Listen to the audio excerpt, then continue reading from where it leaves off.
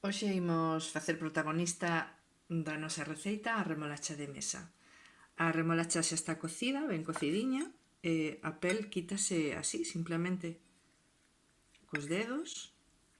Tamén a da tenda ten que quitarse simplemente cos dedos, non fai falla para nada usar coitelo. Entón, unha vez que está limpa, se vemos que aquí isto está así como moi rugoso, podemos quitar un pouquichiño co coitelo, o que son os cuciños da remolacha. Vedes, isto que ao mellor está un pouco máis rugoso, pero non é necesario. Os ingredientes témolos xa todos aquí. Temos a cebola que imos picar fina, temos o limón que imos usar en lugar do vinagre de mazá, que tamén é un clásico para facer a maionesa. Temos a mazá que imos rallar xunto coa remolacha xa un pouco máis grosa.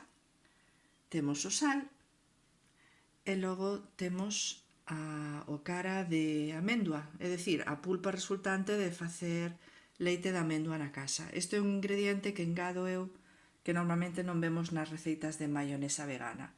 Co cal, para a ensalada temos a remolacha, a cebola e a mazá, e para a maionesa temos o aceite, o limón e a nosa o cara. Normalmente chegaría con usar un pouco de leite vegetal, a ser posible feito na casa, porque o leite da tenda ten moito azúcar. Pero a min, como me gusta que quede ben espesiña, elixo, en vez de botar o leite, botar a pulpa. Xa temos no vaso da batidora todo, a media taza de aceite, ao cara, o sal e o limón, que non o botei todo. Despois xa probarei a ver se quere unha pizca máis. E agora nada, como se suele facer nas maionesas tradicionais, sen mover o brazo da batidora, imos dar.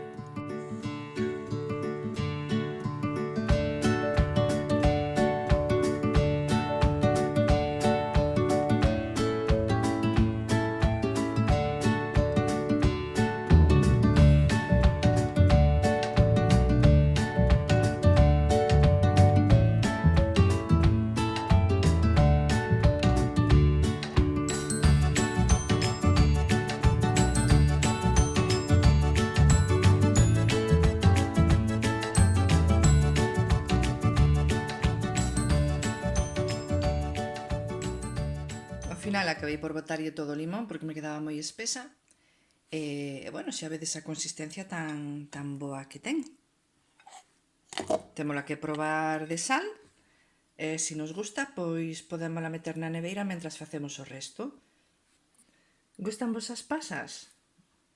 Se vos gustan as pasas, despois, unha vez que estea todo rallado, podémolas incorporar. Xa veremos. Xa veremos se as metemos ou non.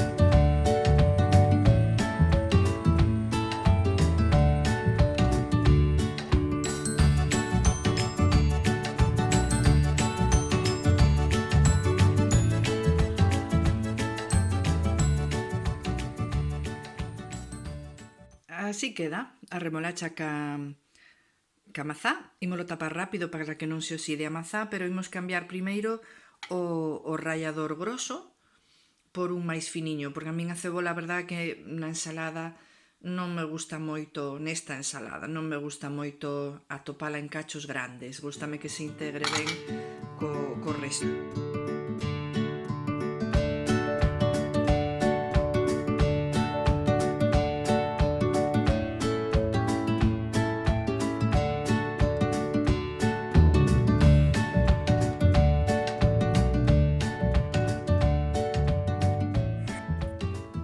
Pois xa temos todo aquí rallado, agora simplemente temos que mesturalo ben. A remolacha é moi acuosa, entón, dependendo de se a estamos facendo xusto para xantar ou cear ou se aínda falta moito, imos incorporar a maionesa agora ou non. Se a deixamos unhas horas, é moi posible que a remolacha solte máis auga e que ao facer así, vamos ver, vedes que aí empeza a correr un liquidiño. Aí se ve ben. Dentro dunhas horas ese líquido haberá que retiralo. Entón, se incorporamos agora a maionesa non vai dar bo resultado. O que si fago, porque a min encantan máis pasas de Corinto, vou poñer xa unhas pouquiñas, que dan un contraste doce boísimo coa ceboliña que lle metemos antes.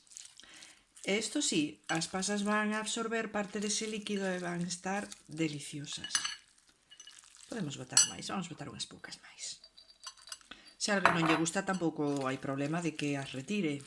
É fácil retiralas, non? Se non lle gusta a cebola xa é un pouco máis complicado.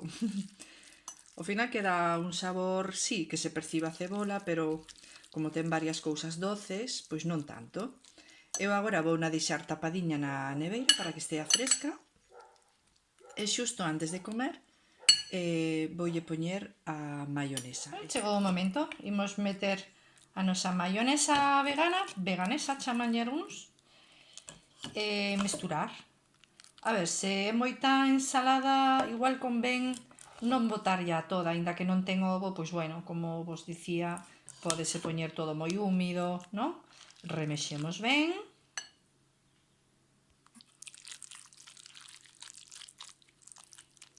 Parece moito aceite, non? Moita maionesa, pero hai que ter en conta que non comemos grasa de orixe animal, co cal un poquinho de aceite no corpo non é que nos vai a facer mal, Aí estamos. Bueno, isto ten boa pinta, que?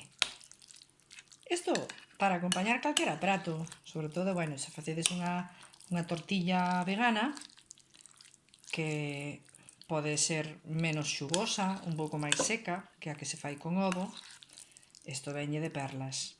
Podelo presentar bonito ou presentar así tal cual no medio da mesa e que cada persoa se sirva. E bueno, pois isto de verdad é unha delicia. Para cando hai xente convidada queda moi bonito así, nunha cunquiña con unha folla ben crocante debaixo, porque isto tamén se vai comer, claro, a leituga tamén se vai comer.